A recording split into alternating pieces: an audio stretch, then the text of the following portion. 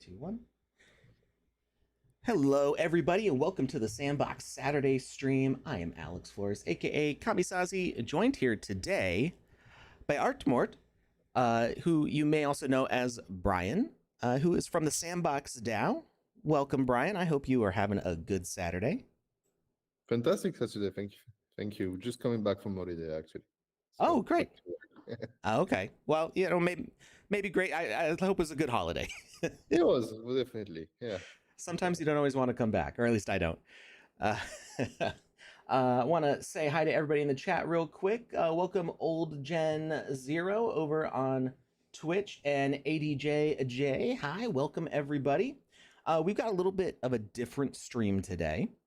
For those of you who've been paying attention to the Sandbox DAO, you may know that a little bit ago there was SIP 26, which regarded the Sandbox's pretty large collection of NFTs, a lot of it collected by Seb, the COO of the Sandbox, and the collection, has gone up and down in value over, with the whole market. The NFT space has changed a lot, and so the goal of this SIP was to decide what to do with that collection. Do we save some things for later? Do we see if they gain more value? Should some of them be sold off and help fund the DAO? Because and maybe Brian, you can clarify this for me a little bit, but I believe Seb kind of collected these things and gave them to the DAO, right? That was it was like a gift to the DAO from Seb of all the various things that he had collected. Is that kind of the history behind those items? Well, I guess it would be difficult to say what particularly is the ownership of it. Like at the base of the SIP went to vote twice. Like the first one I did not pass through quorum. Mm-hmm. And back then, most of the assets were not held by the DAO, but by the Sandbox wallets per se, so the company wallets. Sure. But there was like various address of it, so it was difficult to pinpoint who owns those address per se. There was like nearly 16,000 assets on those both wallets, and wow. Only about 1,300 were transferred to the DAO by early year. I think the transfer was done December 2024. Okay.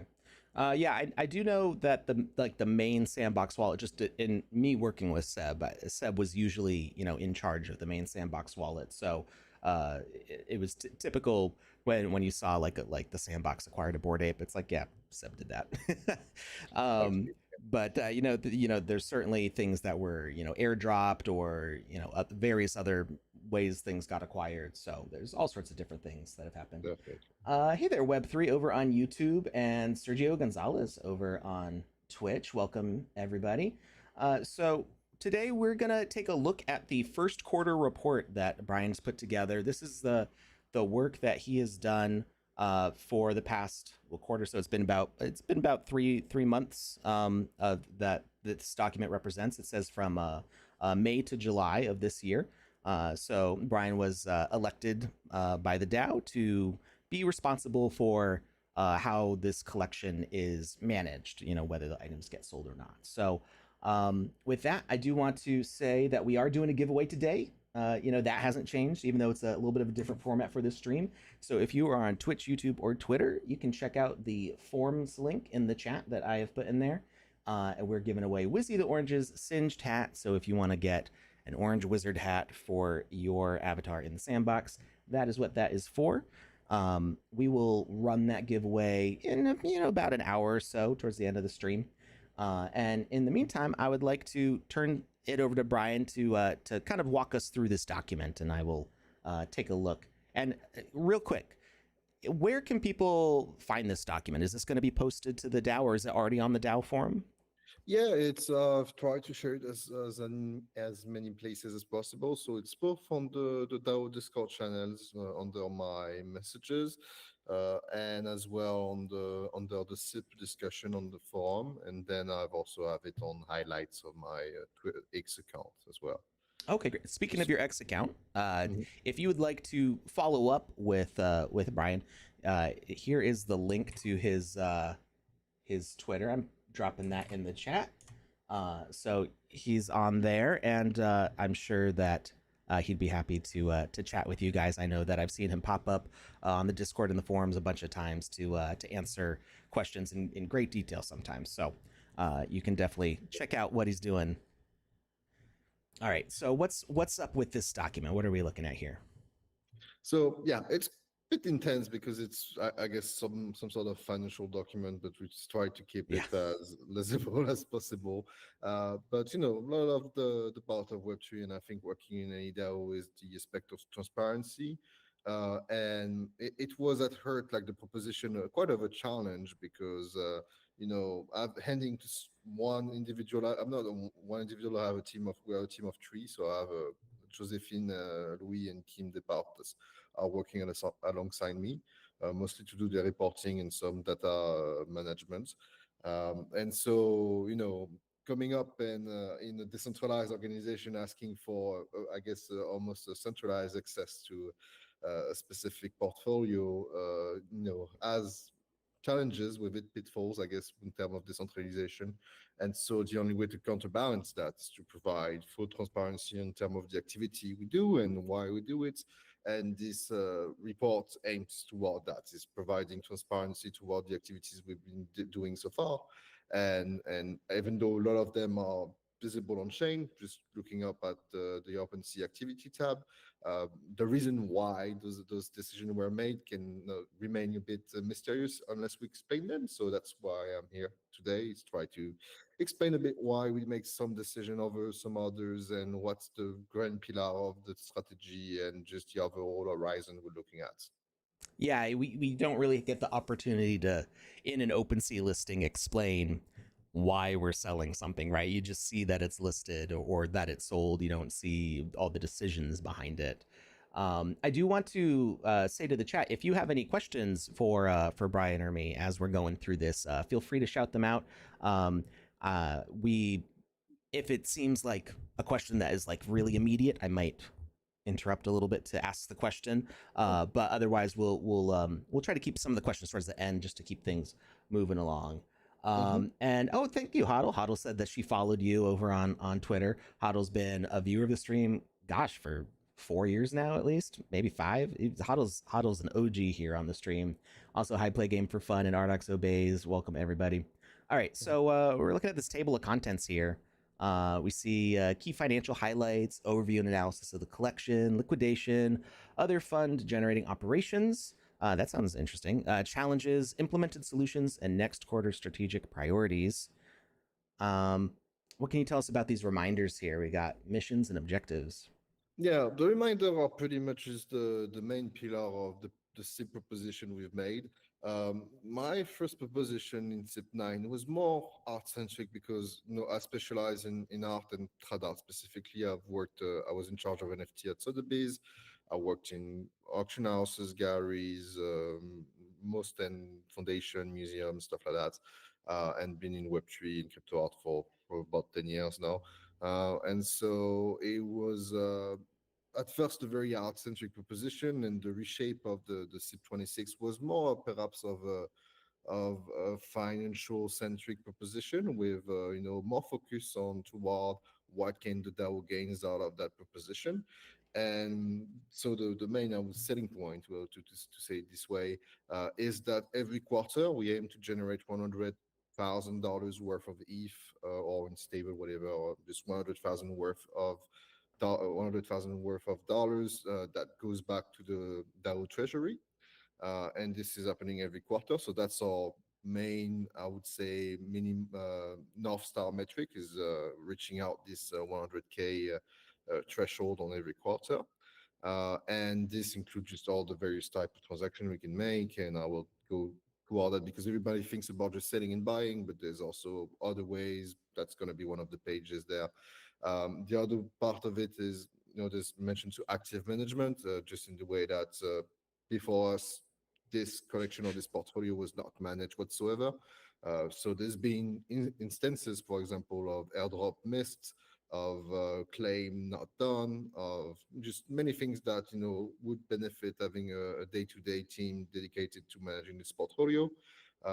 And so that's one aspect of it, is just having people actually caring about this portfolio and not just letting it stay idle as it was before that. It's Um, tough.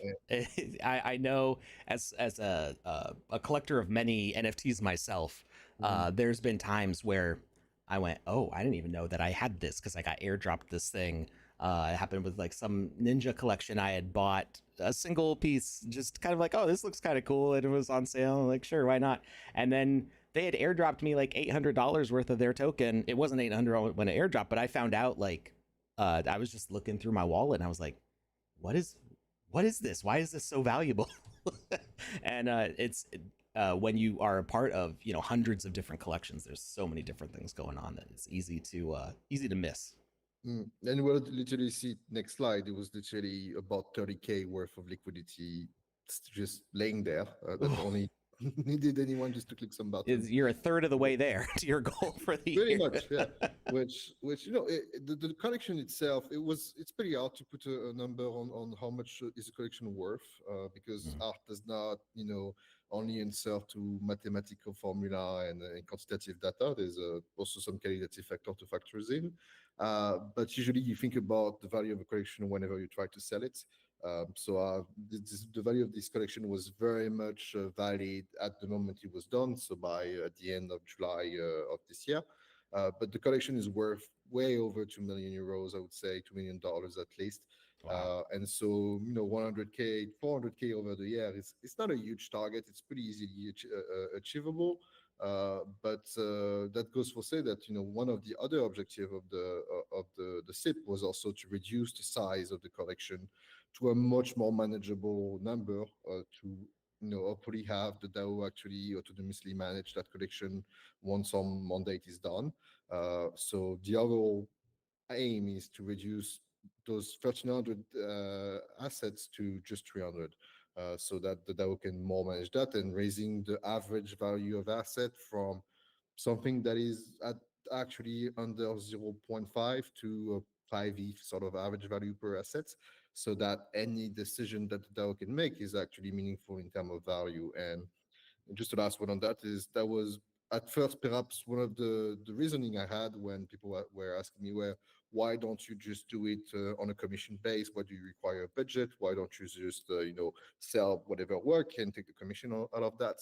But the pitfall of that is that any broker only care about the easy most valuable asset to sell. And so if I was acting as a broker, sure, I could have sold easily 5, 6 Bored Ape and reached that target within a couple of months, a few transactions, but then that would be left out with 700 assets that are worth peanuts, quote unquote, like a couple of dollars, $10, $50, and that nobody really have any cares of and would put the time toward trading those assets. So as a collection manager, I care as much as the NFT that costs $100,000 than the one that costs $5.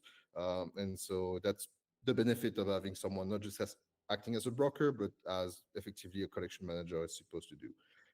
So yeah, that's one point. It was that reducing the size of the collection, generating liquidity, and all that toward the objective of having the DAO hopefully being able to take over the managing of the collection once all of that is done. Yeah, I think that makes a lot of sense. That if you were getting paid a commission, you would do nothing with the hundreds of assets that are not worth a lot. But being in the position that you are, the way it's been structured, it prioritizes cleaning, right, and raising the average value instead of. I mean, the average value would plummet if you just sold off all the Bored Apes and were like, well, and now you've got you've got this, and it's worth nothing. So I think that Exactly. that's a good strategy for it. Um, Kind of a question about this, and this is probably answered in SIP stuff, but I'll admit that I have not paid too close attention to everything that's been going on with this since July.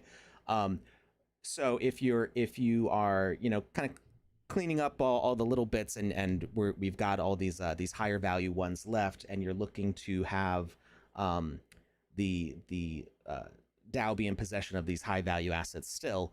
Um, does the decision making for the bigger assets potentially get turned back over to the DAO at the end of this project? So if the DAO wanted to say sell off the highest ticket items that they had, would that be going up for another vote, or would this team still be in management of that at that point? Well, that's going to be, I guess, the subject of our last quarter report is that offering suggestion of what the next step can be. I'll be there as someone that will have known this portfolio for nearly a year from now. I guess I could be in good position toward finding the right buyers for them. But I think that if we manage to reduce the size of that collection toward a much more manageable amount, then this could very much go into votes. The only challenge is the timing, right? Is that waiting for 2 weeks, 3 weeks to go to a Yeah. voting system might be a bit clunky toward making sales, and auction features are only viable on specific type of NFTs, not necessarily PFP, I must say. But the most valuable asset in the collection is a gold full laser high bored ape, which in discussion I had with private sellers so far, I even had offer for 150 ETH for it. I think you could get easily 200 ETH out of it. So that's would be a decision that I think makes sense to go through a vote, because that will represent nearly $1 million worth Yeah. of a sale. So that as a single sale is viable, but as the structure, it depends. It could be setting up what we call a reserve price, or minimum price that the DAO would want to have for the asset, that it would not go under for any other reason whatsoever. Or perhaps working with a specific sales partner to make it happen. But yeah, those things goes back and forth so much that it's quite difficult to see how the DAO can oversee that. There's not that many examples of successful DAO that manage to deal with this aspect. Most of the DAO that are art centric, or building themselves around a common treasury of NFTs, are mostly focused on the buying side, lesser than the selling side. So it's still to be decided, I would say, but we'll be in a much better place to give some visibility toward that by the last quarter of our mandate, because that's where the question is going to be, logical to answer. At this stage, it's very difficult for me to see and foresee. Sure. We've been implementing a new solution, whereas it was from another SIP. I still have to discuss with it from the team that there is in Argentina that manage the DAO, but there's going to be like some sort of dashboard that will be able to check where and who made specific suggestion toward selling each asset and whatsoever. And so that might be implemented in a way that we could include some governance toward that. But those are much higher level type of discussion that are not necessarily encompassed within my mission, but that I will provide at least a couple of suggestions, or at least option of how can we move forward from a year from now. Yeah. So that's looking more towards like May of next year, right? Yeah, About that time. yeah, so somewhere on this date, yeah, about Okay. next summer. Mhm. All right. Well, we do have an ad break starting in just about a minute here, so they only last about 30 seconds or so. So give us a second to catch our breath. But I do want to say hi to everybody else who's joined since then. Welcome, Blue Tulip, Mosquito, Hoodlum over on Twitch, and thank you Web3 Partners for the 100 bits. Very nice. Thank you very much for that. For those who don't know, any funds that come into the Sandbox Twitch account, we use towards building the community clubhouse and funding that. So that's going to be updated with the Vox Machina's build pretty soon here, probably next week, I think. We'll be ready to show that, and of course, we do have a gallery in that space. Maybe Brian and I will talk a little bit about some of those lower value NFTs. Maybe we can get those featured in the gallery in our Mayan pyramid there. Anyway, we will be right back. Make sure you grab that giveaway form in the chat, and we will see you in just a minute.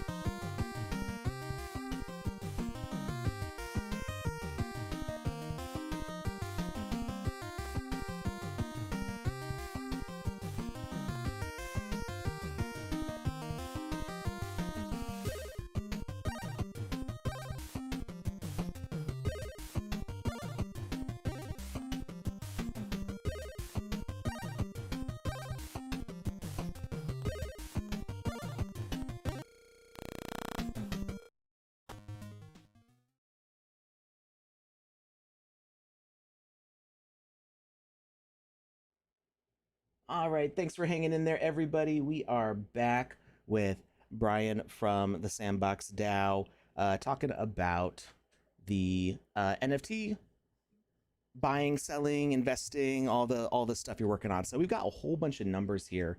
Brian, what can you tell us about these? Some of these are very large numbers. I love as much numbers that I love art. So there's plenty of them, but I'm gonna try to give some backgrounds toward them. Um, it's ballpark figure in the sense of trying to understand the size of that collection and what we've been doing so far. So at first of my sip was that the collection, even though it's huge, is not that diversified. It's mostly focusing on one category, collectibles category within the NFT markets. But even towards that, there is pretty much a Pareto rule type of situation where we have pretty much 5 to 10% of the asset accounting for 98% of the overall value of the collection, meaning that we have nearly 85, like that's one of the figures that's there, like we have pretty much 85% of the collection that is worth less than zero point 0.5 if in value, which is approximately 1200 NFT out of the nearly 1400 we had. So that's the large majority of it, and that's why our main focus has been to, at least for this quarter, to liquidate as much as possible those low value assets, because they were just clunking the entire thing, making it just a much larger thing that it shouldn't be, because 95% of the value was just on pretty much two or 300 assets. So that means that all those other assets are pretty much not really necessary, and that's why, like, you can see that we went from 1392 to just around 1,000 NFTs, and that's represent 26% of the collection, but that's represent just a very tiny fraction of the overall value of the portfolio whatsoever.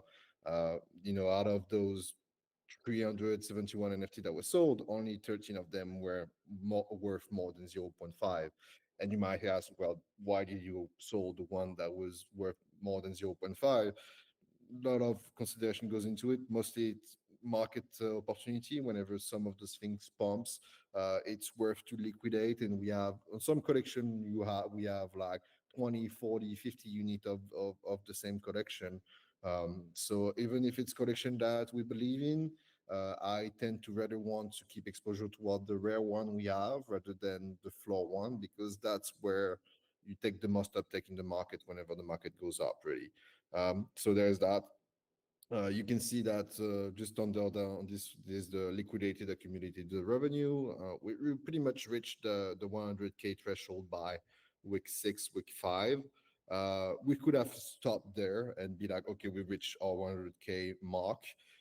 But just because we've seen an uptake in the market that was pretty much absent for the last 4 months before that, we figured that it was worth to keep selling even above our threshold, because that might have this opportunity 3 months, 6 months from now. So it's consideration of risk management, and that's why out of this semester we generated pretty much 64 ETH, which were worth, when this calculation was made, about 256 $100,000. And you see that we managed to make the most of the uptake of the ETH price, because whenever we sold it at value by the date, this only represented 190K, which means that, because we had liquidity in ETH thanks to selling those low market asset, we managed to make the most of the uptake of the prices of ETH increasing, which is one of the reasons, and a bet we're making on the market being pretty positive, to sell more than we were ought to do, just to make the most out of that. And yeah, and so and as the same thing, as we have ETH, we secure it toward the stable coin just for basic risk management asset. Pretty much 20 to 30% of our liquidities in stable coin at any point. And so that's why we sold at various stages. I have another graph about that, where we have pretty much 26 ETH converted into USDC just to send it to the DAO. I was telling you, Alex, about funds that were literally just laying around, Mm-hmm. and you can say that, yeah, nearly 11% the entire funds generated throughout this quarter were claims That's of various amazing. airdrop that were not claimed. Just Um, money sitting on the floor, basically. yeah. And the first transaction we ever did was the Doodle airdrop because that happened when we just started the first week of that. And even for that, for example, the DAO had no Solana wallets, so was not capable of claiming that airdrop. Yeah. And we had to figure it out. And because we had no Solana, actually had, you can see it from the on-chain, I actually had to send Solana to the DAO to be able to claim the gas fees. And claim the airdrop. And there was first transaction. So with the team, it happened right at the moment where the treasurer was going on the lunch break. So we missed out a bit, literally like a couple of thousand that went down because my strategy was whenever we get a TGE of an NFT project, it's worth to sell at least 90% of it right off because they usually never quite reach the level of the prices they were originally selling Mhm. for. So it was very high liquidation, regardless of the slippage and all that. So we managed to sell those doodles pretty nicely, and that's only out of the doodle only was nearly 10K, I think, and the rest of it was unclaimed airdrop from project we had like the Mochaverse, like Kongzi, Mhm. the meme, the Azuki, Goblin, all that. So that all aggregated toward about 27K. We still retain most of our liquidity in Mocha, just because they're of course a partner, Mhm. huge partner of the Sandbox. So don't make They're the sense to owner of sell. the sandbox, basically. I Yeah, mean, not the the Mochaverse project itself, but Animoca Brands, is the majority owner, has been the majority owner of the sandbox since this iteration of the sandbox started. Um, yeah. I had the exact same experience with the anime token because I have a Clone X, and so that made me eligible for the anime. But I did not have anything on the chain that anime released on. So I'm like, what? How do was it Optimism or I can't remember what chain it released Uh, on. Um, I think it's Arbitrium, likely. yeah, I think it was that one. And I had never used it before, so I'm like, I gotta put some tokens over here so I can have gas for that. And yeah, it can definitely, if you're not quick on those things, sometimes you miss out. But that's great. I mean, that claim number is surprising, to say the least. That much of a percentage over just selling at high value assets is pretty cool. Yeah, it's just literally that's the benefit of having someone actually working to looking into the asset we own is that Mm-hmm. otherwise those things would have never been claimed, to be fair. Mm-hmm. And some of them were partly claimed. I mean, the Mocha claim is something that you get on a weekly basis, so you have to do a transaction on a weekly basis and stuff like that, which we put in place with the treasurer nowadays. But yeah, and there's also the topic of the OpenSea airdrop itself, which is a Yeah. very anticipated event and for which we haven't farmed so far before we started. So we went the OpenSea airdrop is a bit weird because they changed route midway from transaction history to a system of XP with specific quests and stuff. Mm-hmm. So that's why sometimes you see that the DAO is switching, is buying $5 things or switching $50 worth Got a of farm a that token. XP. It's just toward farming the airdrop, Yeah. which I do, even though it costs money to do so, even when you buy an NFT for $50, you pretty much released it right off. We might lost a couple of dollars on gas fees and stuff, but I do think that will prove beneficial toward the airdrop at the end. And so we've accumulated quite a fair chunk of XP. It's says 400 to 4,250, but we are about 2,000 more now since then.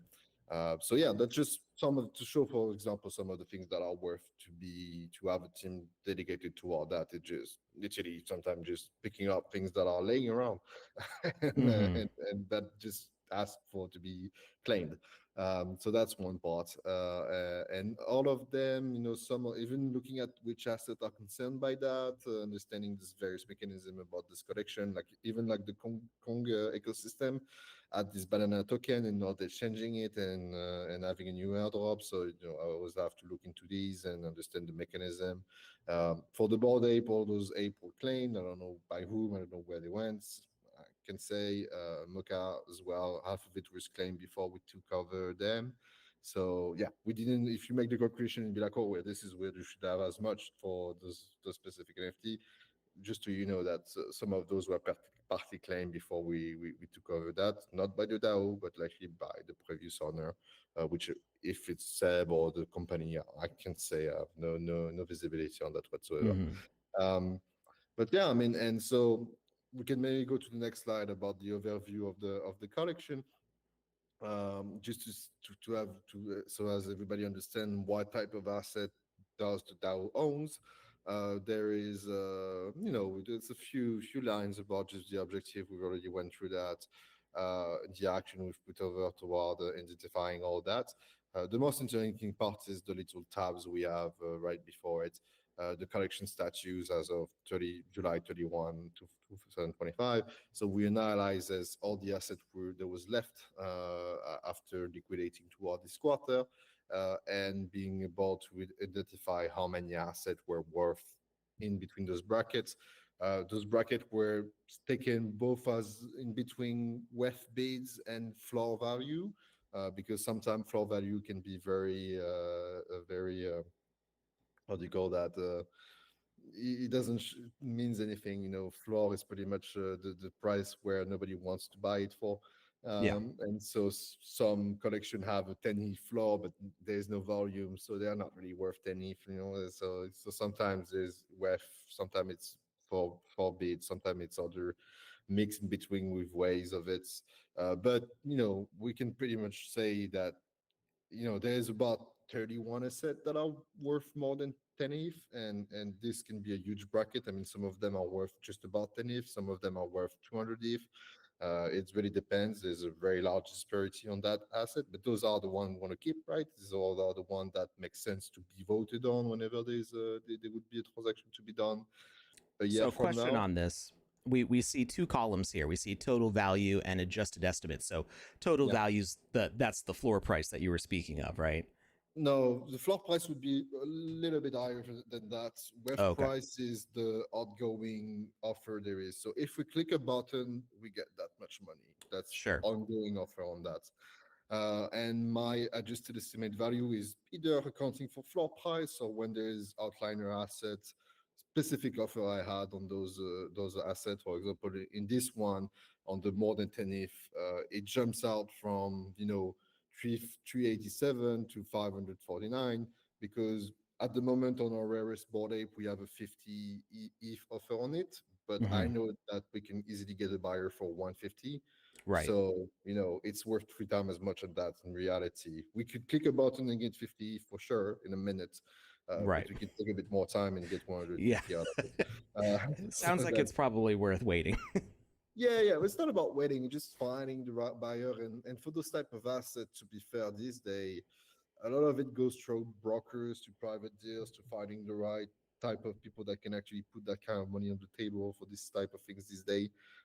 So it's not just easy basic listing. Hmm. Sometimes you can list. It's weird. Like I've seen things sell for more privately than they are listed for on the floor on OpenSea. So a lot of it goes into weird stuff. Sometimes it's about KYC. Sometimes it's about other aspect, physical components. It can be a bit complex, but I'm basing this one on my just value from either floor price or specific offer I had through private DMs for those items, Hmm. where buyer could, our sales buyer with the means to actually go through their offer. Because otherwise anyone can say I'm offering 10 million and suddenly your collection is worth 10 million, which is not the case. So yeah, just those were difficult number to come up with. Not perfect calculation is not a perfect formula to art appreciation, unfortunately. But that's give you, general idea of the bracket, and that's also, pretty much break down how much concentration of value there is on so few assets within the portfolio, right? Pretty much, as you can see, that 90% of the value of the portfolio is on about 100 assets, and those are all the assets from 1 ETH to 10 ETH, pretty much from 10 ETH plus, sorry. And so you can see there that yeah, there's so many, like those 400, nearly 500 assets worth less than 0.01 ETH. That takes a lot of time to get rid of, but that's a bit of our job as well. So we take the time to kill care and take care of those as well. but they are the most challenging in the sense that they require as much transaction as the higher value one takes. So yeah, that's a bit of that. That's literally just to show how much there is a price disparity on that, and how much transaction we can done. Like I think we're doing over 70, maybe 80 transaction a week, just in terms of listing and relisting stuff. And then that's, as one person is handling the wallets, it's quite a workload for them sometimes. So yeah, that's really the main target, and the main chunk of our time is dealing with those low value assets, even though they represent just a very small portion of the total portfolio.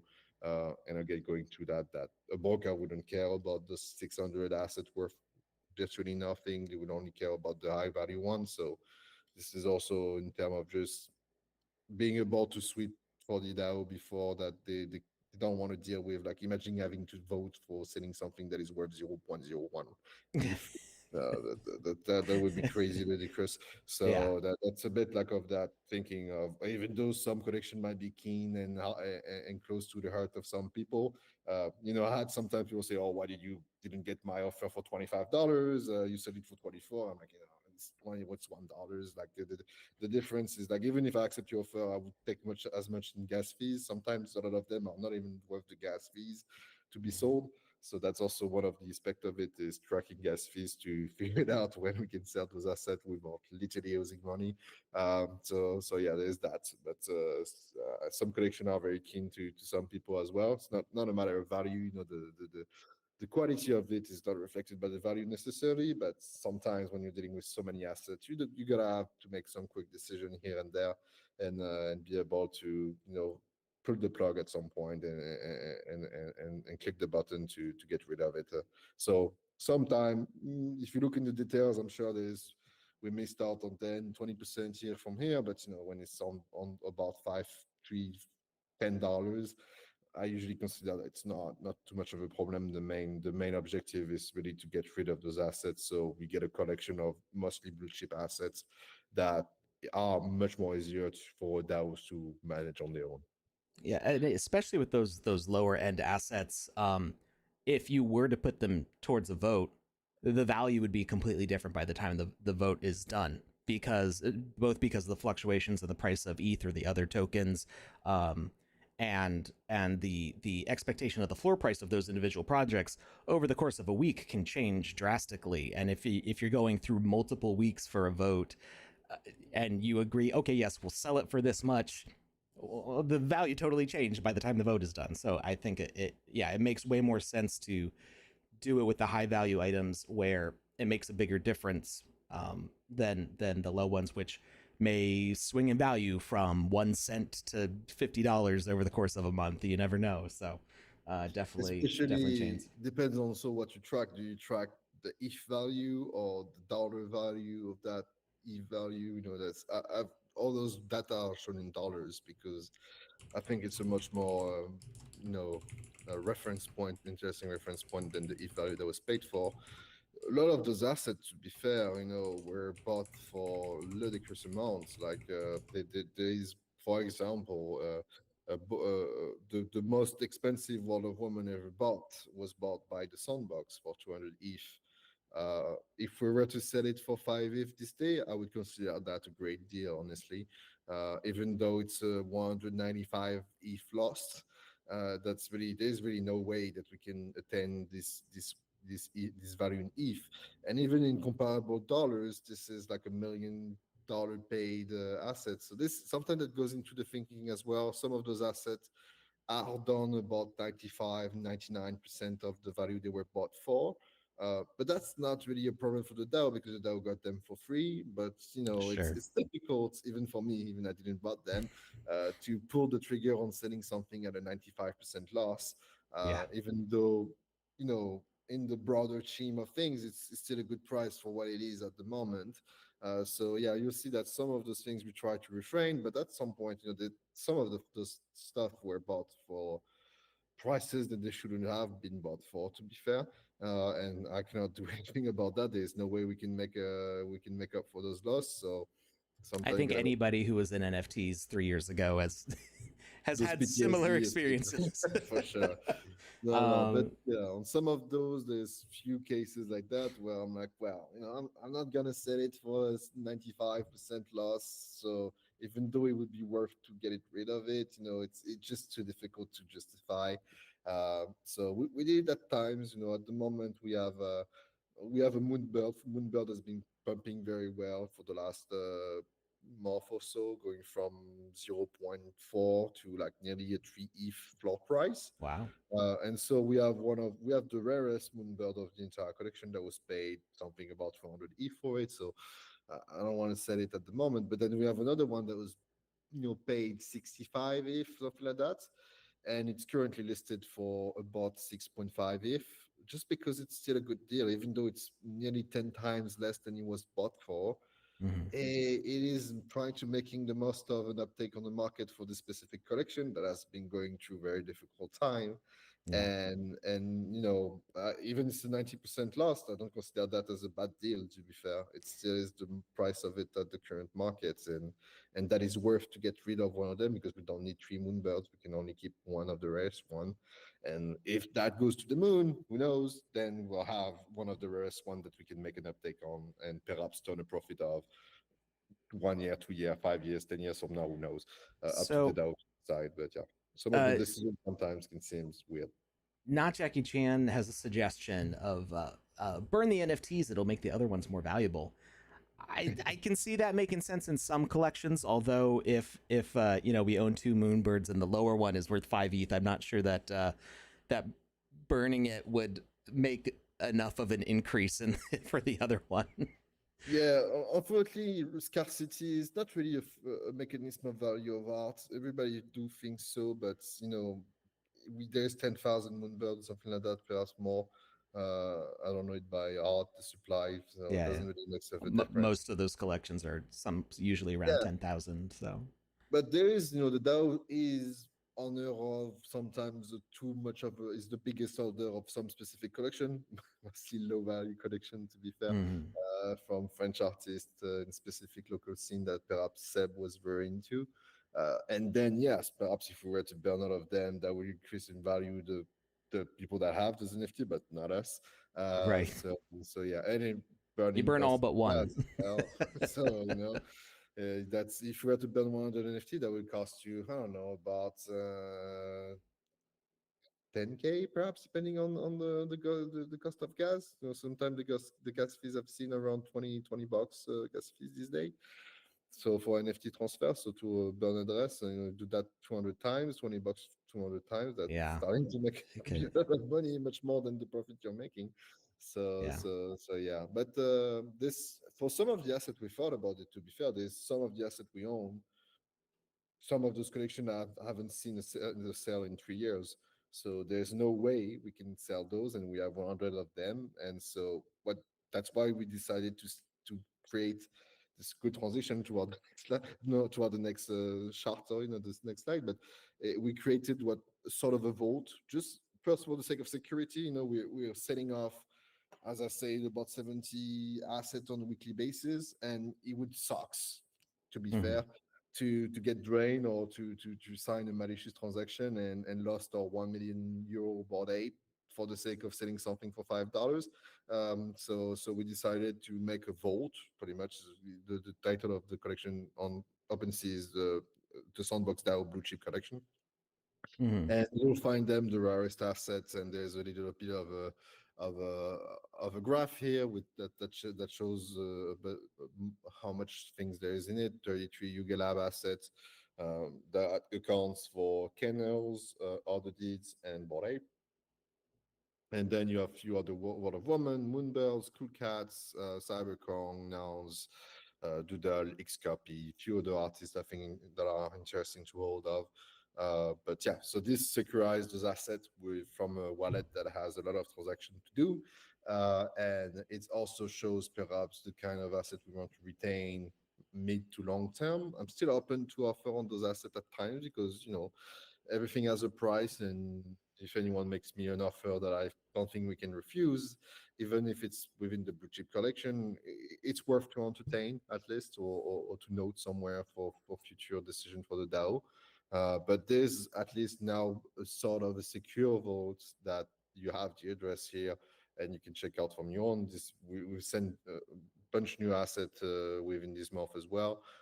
So that's the gist and the bulk of the collection value within this wallet, the highest worth asset and stuff. And so that's where you see our strategies. Even though we've been selling a lot of Water Woman, for example, we still retain some of the most rare Water Woman of the entire collection.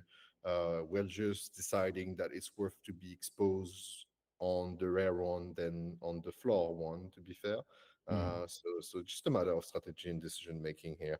But yeah, if you want to check out this wallet for yourself, you have the address here. You can check it out, see what's in there. And if you're interested in some of those assets, you can very much make an offer on it as well. Uh, and yeah, because something I didn't say is that nobody in our team, of course, has any access to the wallet, just for the sake of security reason.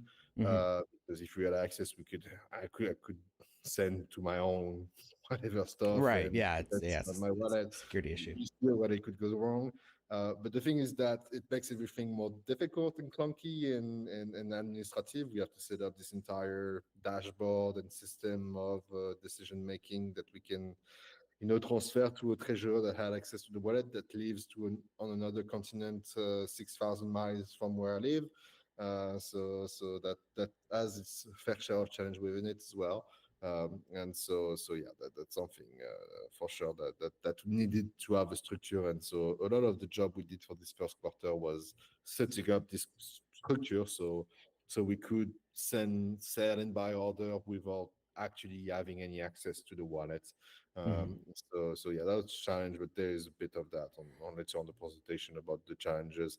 But if you go just on perhaps on the slide 5, Alex, uh, we just show a bit how much do we actually make transaction on a weekly basis. And a lot of it is actually just relisting some of those because there's a bit of a ballpark, guessing into setting up the right price for the right assets, especially when you have to track over 200 different collection. You're not always right, and we tend to perhaps, put them for higher than what they are worth really, just because if they don't sell, we can always go back to them next week and be like, okay, well, that might be worth to readjust those specific prices. So you'll see that in average, pretty much, we sell about 50% of whatever we list on the same week we listed. Mm-hmm. So that's because we are pretty aggressive approach to it. We do often list at floor and try not to undercut it too much. But when we have to liquidate so much, there's a bit of undercutting involved toward that as well. But yeah, sometimes depending on the asset, we do try to mitigate that as much possible. But yeah, you can see just from that graph that there's many transactions we do on a weekly basis, and so all of them have to go through a process of validation, a process of a dashboard, sending an order from Slack and verifying it because who takes the blame if there is a comma error? Who takes the blame if someone lists the thing we're supposed to list for 10 ETH for 1 ETH? Uh, you Oh, know, whoa. we, that, It those wasn't are me. questions we had to ask because that happens many times to many people in NFT. I think everybody can remember getting scammed or can remember clicking the button too fast or missing a comma to a listing, and so we Mm-hmm. set up an entire process to avoid any single point of failure and all that. So this first quarter was very much a lot of setting up the process and setting up the structure for even being able to manage this collection. So there's that. And yeah, I mean, here you can see perhaps the number of assets that we have. There's some other just to give you just to prove that we were trying to sell as much the lower value asset than the higher value one. Out of we sold pretty much 30% of all the NFT we had worth less than zero point 0.1 ETH, whereas we sold just about less than 10% of the asset we had worth than more than zero point 0.8. So really showing that a lot of those transactions and all of those like big number of transactions we do are because we are actually trying to care about the lower value assets. and actually trying to actively get rid of them without dumping them stupidly to WebBid or whatsoever. We do a lot of listing. Sometimes some offer are worth to take, but that doesn't happen very often. But yeah, just again, it's just to show that we try to care as much as possible toward the lower value assets because there is an objective toward shrinking down the size of that collection so the DAO can actually manage it from a year from now. So that's really one of the big objectives. So yeah, anyone can go back to those figures later. There's a bit of details that doesn't really worth to go through here. But if we go to the next one, there is perhaps a couple of example of some of the sales we made. Mm-hmm. That was a question coming up in the chat. Which collections were we getting these sales out of? So a lot of the collection, I think most of people didn't never heard of. Like so a lot of them I've never heard of them before. Derivative of derivative, things like that. Probably a But lot of there's a adjective couple of animals. yeah, well, it's just some of them are yeah, it's just weird derivative stuff or gaming related. They're not in a specialty, to be fair. A lot of them are I was discovering as I was looking to the portfolio, understanding them, looking up their story, but it's pretty much spread out toward them. We don't really look it by collection. We mostly look it through a lens of monetary value. So it's more about that, realistically speaking. But yeah, you get up, for example, we did sell some you get up, some other did, some one Bored Ape, just because, I was thinking it's worth to sell Bored Ape for 14 ETH just because we don't know if it might go under 10 ETH. And a month after that, no, Bored Apes are all 9 ETH. So sometimes it's just for the sake of risk management. It's always worth to spread out risk just to manage it better. And that's a bit of the strategy. So it's really the case about just us really believing in a project because we didn't pick up this project, we didn't build up this collection. So the incentive that was behind those decisions are not our incentive. And so I look very rationally to what those collections have to offer. If there's any IP, worth to retain. Doodles, for example, have been going down quite heavily after the airdrop, but it's still a pretty strong IP in Web3, so it's worth to retain. That didn't stop us from selling the airdrop and all the stuff. So yeah, it just a lot of people in NFTs often make conviction buy, right? They are driven by conviction and by a dream or at least some sort of expectation of something getting very big. From my experience, know that it's 99% of the case that's not happening. And so I'm always a bit of in a Murphy Law type of situation, trying to think what we were wrong. And so mitigating as much as possible the risk whenever it makes sense to do so. For example, that's why like Cyberkongs, I know that Cyberkongs has been a huge partner project of the Sandbox. I've got in touch with the team, asking them, would you take it badly if we were to sell our asset that we have in Cyberkong? They say, no, wait, this is Web3, you can do whatever you want with it. Uh, just don't do it in a dumb way. I was like, okay, and trying to figure it out with them if there is anything about this ecosystem we need to know, understand, and they drove me out toward this entire banana ecosystem and stuff. And we still have one of the rarest Cyberkong of the collection. And so we had another one that was pretty cool that was like mid-rare. Uh, and as you saw that, there's perhaps an opportunity to actually turn a profit in ETH value on one of those assets. We might as well take it. And it was one of the weeks where I think Cyberkong floor went from less than 1 ETH to more than 3 in the span of 2 weeks. So I listed this guy for 5.5 ETH, which is 1.5 ETH more than what it was bought 4 years ago. And I thought, okay, well, this is a good instance of actually selling something for a profit that was bought for 4 years ago, which doesn't happen much very Mm, often in this yeah. market, to be fair. So that was the rationale. Even though it's a core project linked to the sandbox, even though it's there's been a lot of story between, we still have other things of that collection that we can leverage. This is a good opportunity that was worth to be taken, in my opinion, and so that's why we went with it, and that's why we sort of push it here as showing that it was. Whenever we do sell things that are worth more than 1 ETH, it's to make one of the best sell in the last 6 months, one of the best sell in a year. and you can see that this guy was like one of the best sell in like at least 90 days in the last Yeah, 3 months. it's kind of small, but it's on there in 90 days. And that, I mean, honestly, that as that's a benefit to that collection, even though it's like, okay, yeah, we don't have this particular cyberkongs anymore. That raises that raises the volume of sales for the project. That that raises the average of all the sale prices. Like that is a that's a net positive for that project, even though the sandbox is not holding that specific asset anymore. The sandbox benefited cyberkongs through that transaction. As so is it's a win-win for both cyberkongs and the sandbox DAO in that case. Yeah, I think so. It's always worth, as long as we don't, literally liquidate all of our position from those collection. I think having some volume is pretty positive. Yes, I agree with you. And that's what the only thing that would be very bad is like, oh, let's click accept offer on every asset we have linked to the cybercon, and not think twice about that. That would be the worst decision to be made. That's a rug move That's, right yeah, there. you're sort of breaking ourselves from our position. So yeah, that's why even though like we sold one of the few we had, we still have a very rare one within it, and surely having some few in between sales for them before that is something that does create a better precedent for buyers for the type of asset, really. So, Mm-hmm. and also sometimes it's weird because I've had discussion with a lot of like Yuga trader and stuff. Sometimes it's even worth to sell, accept some WEF offer on something you have many of, because suddenly your wallet is now looking upon by a lot of people that looking to buy, and you will get a rush of bid that you wouldn't have if you haven't accept one of those bid before.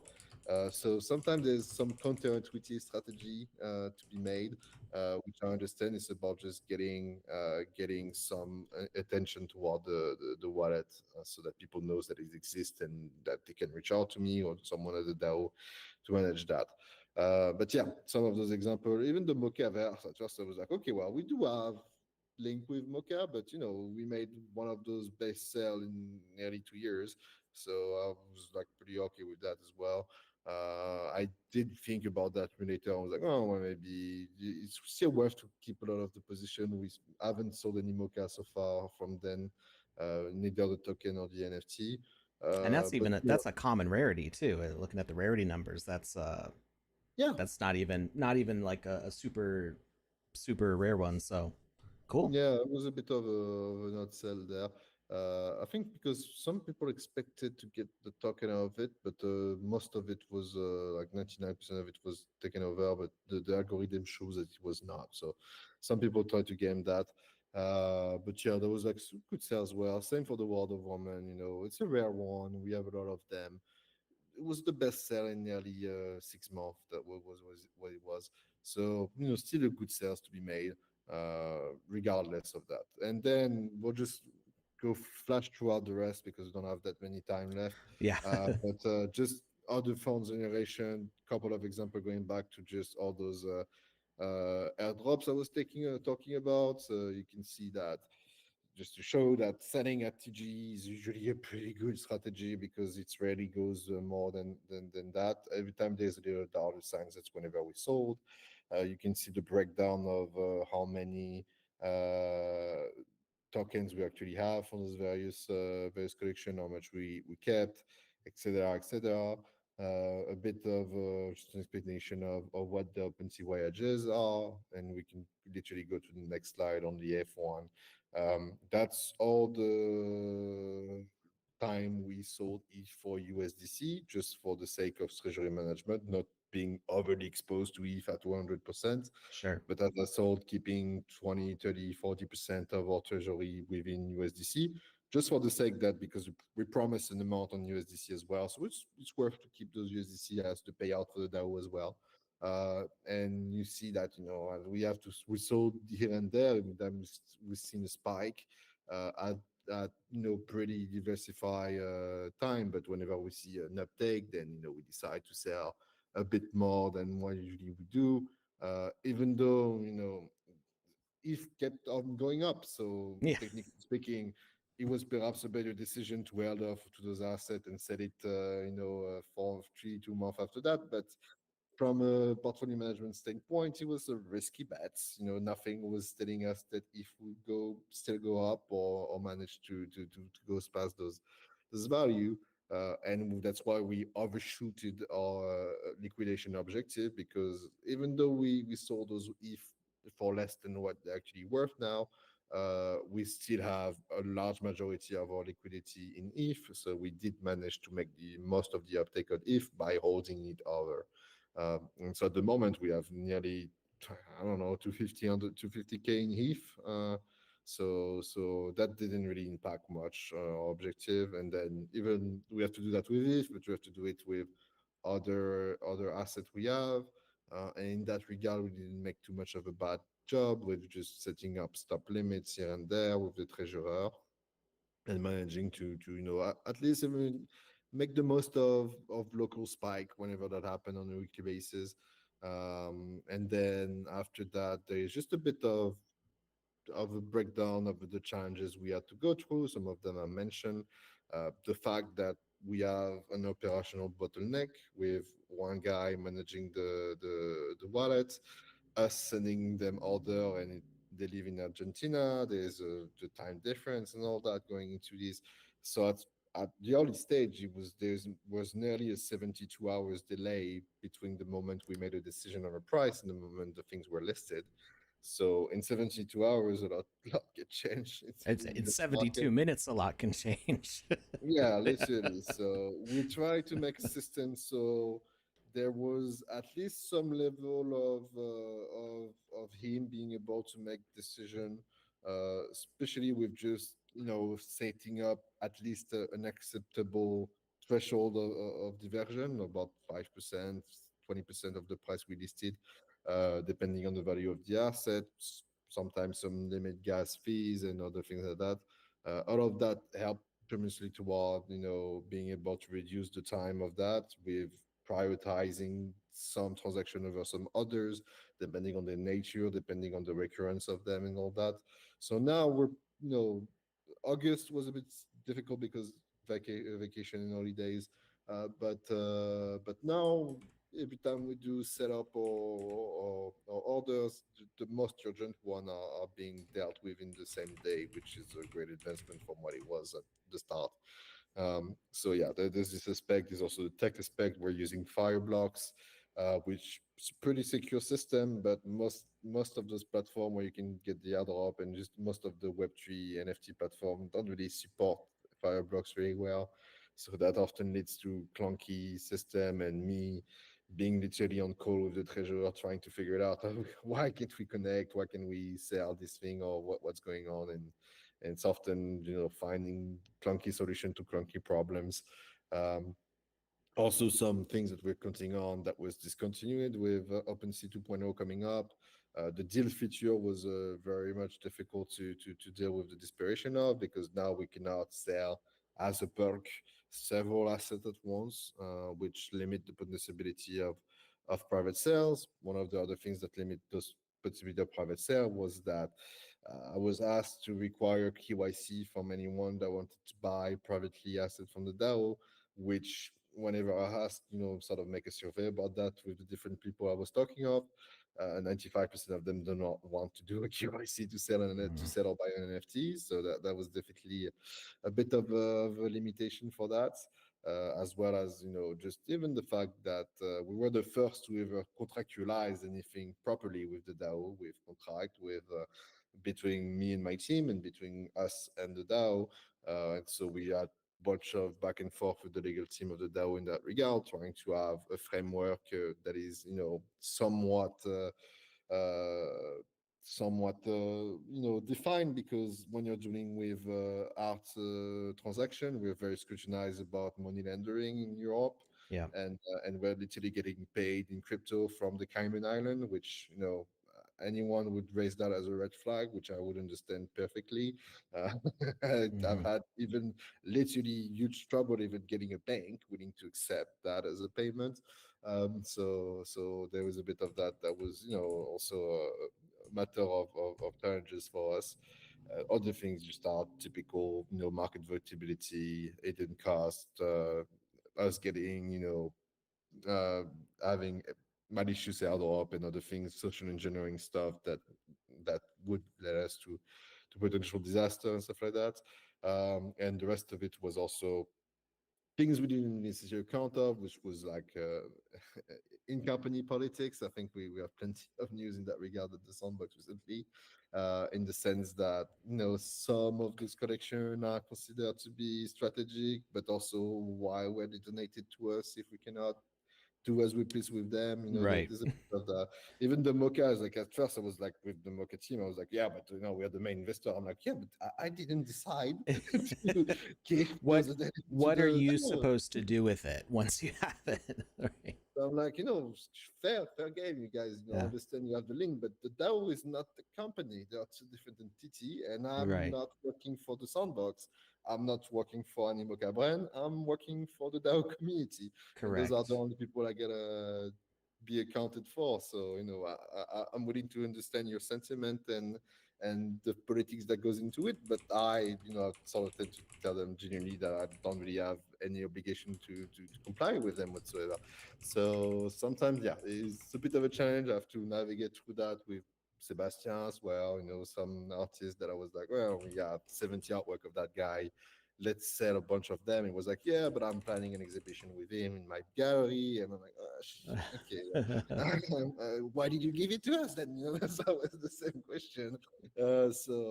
So yeah, sometimes there's a bit of things that as I've been in Sotheby's, I know what corporate world can be, and how sometimes intricate those things can be and lead to. So Hmm. I've did my due diligence and tried to comply as much as possible whenever it was still in the benefit of the DAO. But yeah, there's also something that I want to say in the sense that I'm loyal to the DAO, and I don't have any loyalty toward others component of the Sandbox because that they're not the one paying me. You are the DAO who's paying me.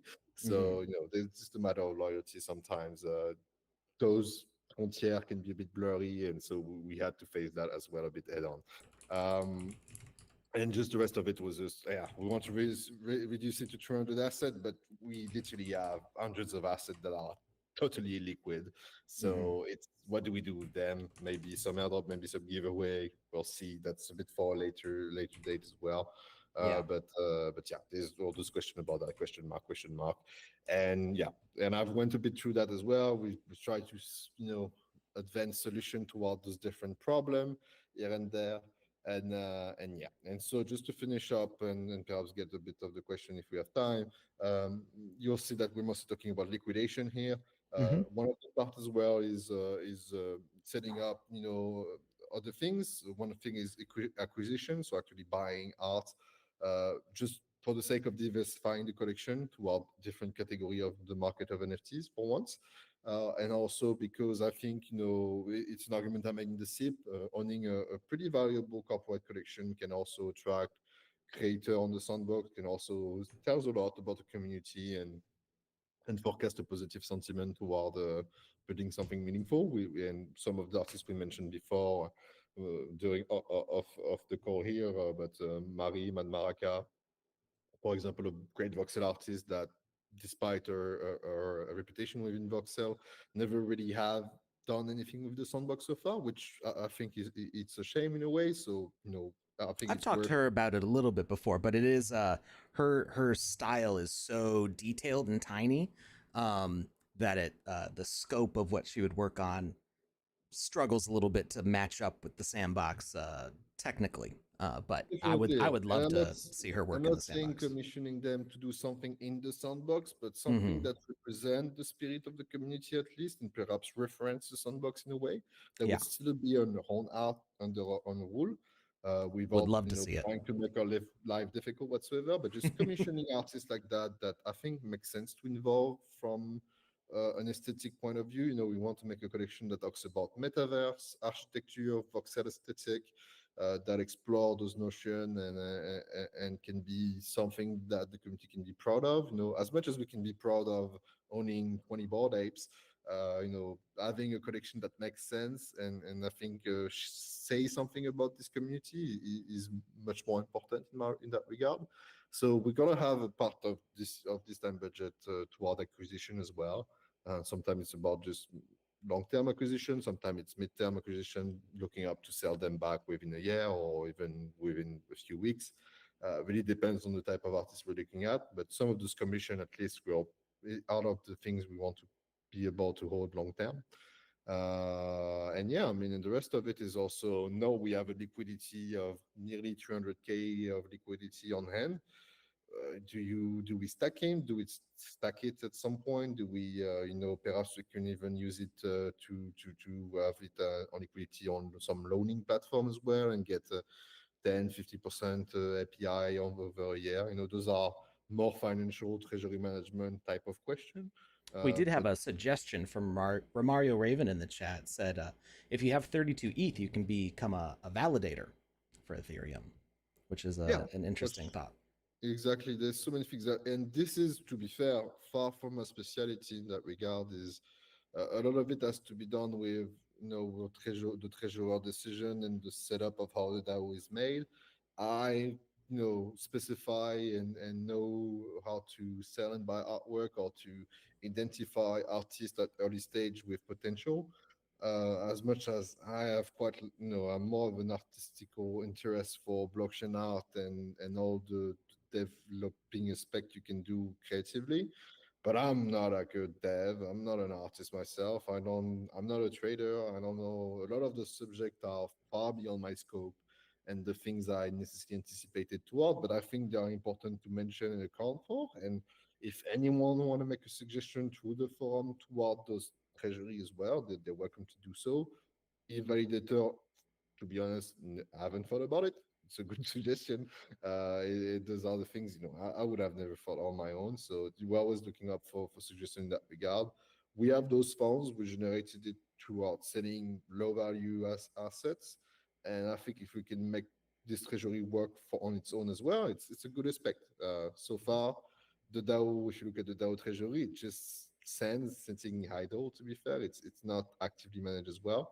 As much as there was an interest actively managing an art collection, I think the DAO might benefit as well as having an active management of their funds as well, from validating, staking, just the entire suite of possible things. I know well the guys from Gondi, which have a loaning platform against NFTs. I've was been thinking as well from using some of the Bored Ape to get loans to do some market making strategy sometimes, but as well as perhaps acting as a lender on some people have a squiggle and ask for a loan for 6,000, and the default on it. Worst case scenario, we get a squiggle of an artwork that I think it's worth keeping all a hold of for half the price of what it's worth.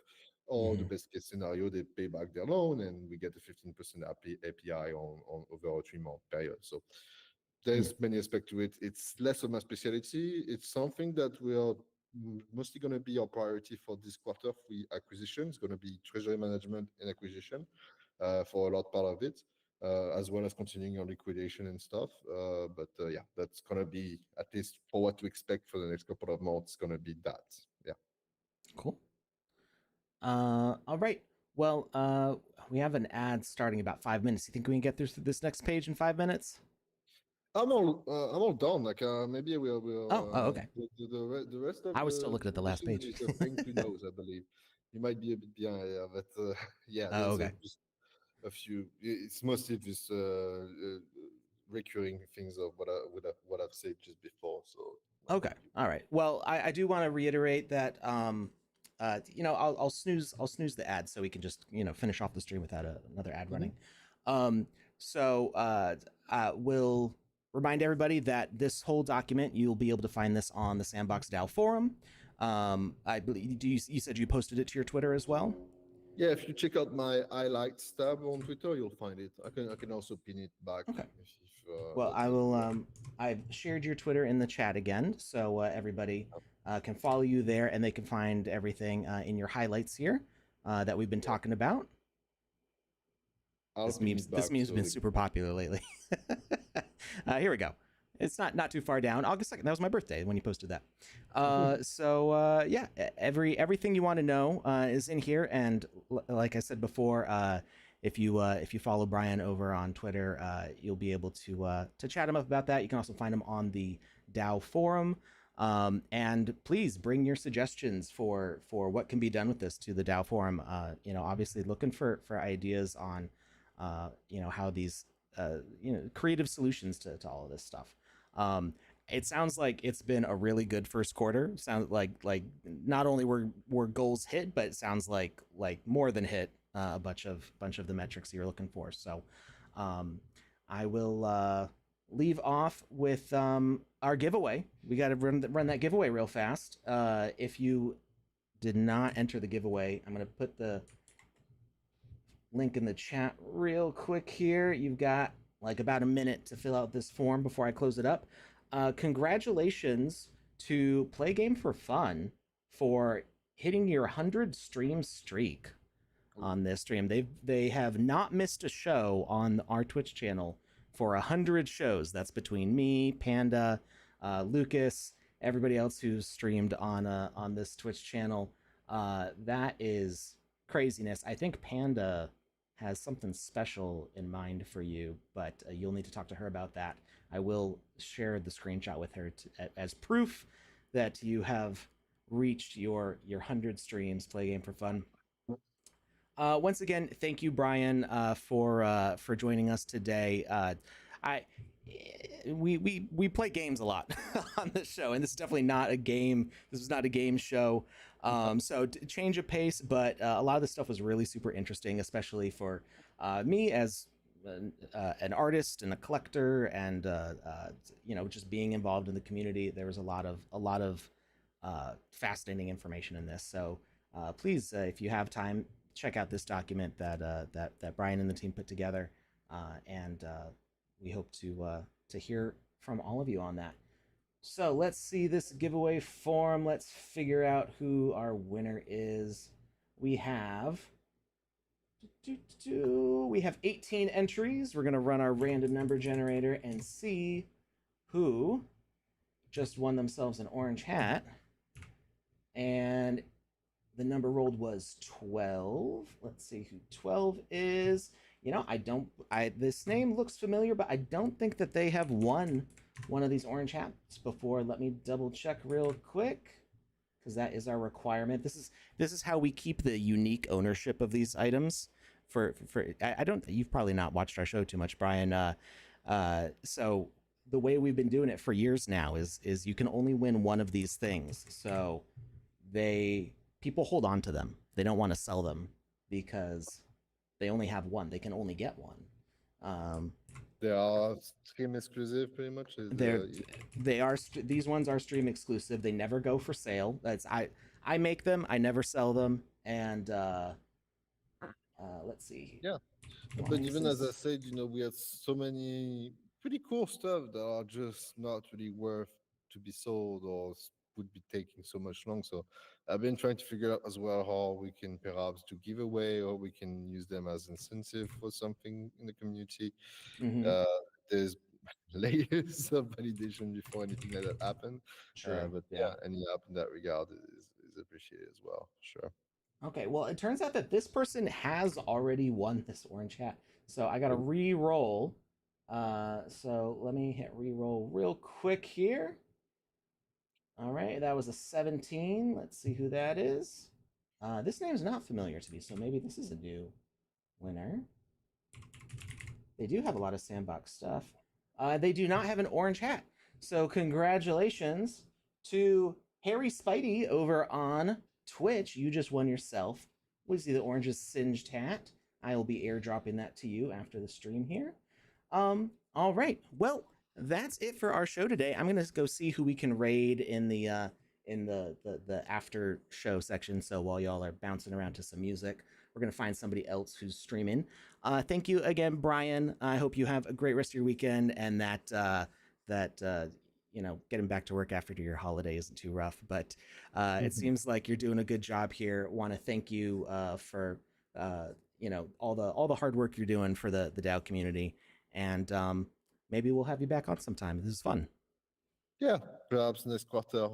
And yeah, thank you for giving some visibility. I think as much as I went through the DAO platform and stuff, it's nice as well that people for the broader community of the sandbox are aware of what's going on with the DAO as well. And we're the only SIP so far that actually proposed to turn a profit. Our budget for our entire team is 150K, and we're generating over 500 over the year. So we're trying to Yeah. keep it in a way that is actually beneficial to everyone. So yeah, anyone that has the DAO account, Sandbox account, actually is a member of the DAO as well. So Yes. think about going to check out the DAO. Yeah.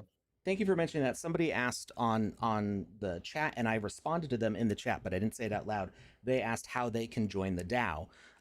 All you need to do is you need to have minimum 5 sand, or any amount of land. As long as you have 1 land or 5 sand, you are part of the DAO. You have VP or voting power. The more land you have, the more sand you have, the more voting power you have. And all you have to do is go to sandboxdao.com to connect your wallet and use your VP in any of the SIPs that are currently active. Participate in the forum, and you don't even have to have any sand or land to participate in the forum. You can join the discussion. You can learn. There's always interesting conversations going on there. Sometimes heated, sometimes calm, but there's always something going on. Anyway, thank you, Brian. Thank you, everybody in the chat. Have a great weekend. I'm going to go find somebody to raid now, and I'll see you all again next week. Bye. Great. Thank you, Alex. And I don't know if it's still going on. There's the Z event. Well, most people here don't speak French. I would assume there's a huge caricative stream going on in France at the moment, which I'm going to check out after that. Oh, okay. If you want to read them, perhaps. I don't know. All right. Well, tell me about it in the post screen. All right. Bye, everybody. Bye bye.